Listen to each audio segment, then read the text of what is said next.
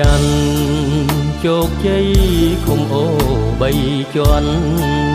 ខ្មែរអើយក្រោកឡើងរស់រាន់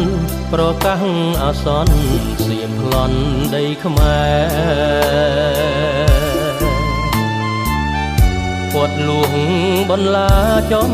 ការដីស្រែអូស្ទឹងដីគេចៅសៀមបងវ៉ា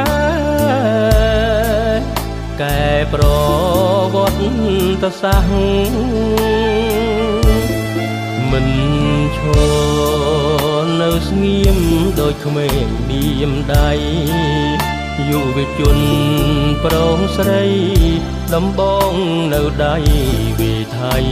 វិនះ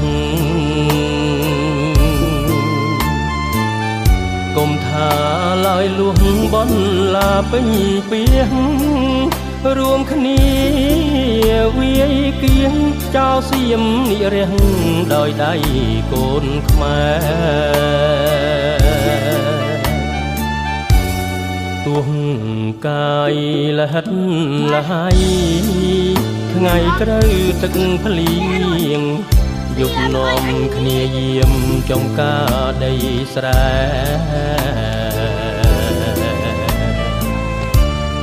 មុខសុចអង្គៀមស្ងៀមគ្មានត្អូញត្អែក្រោមពន្លឺខែព្រះអើយជួយថែដីស្រែយើងផងចៅសៀម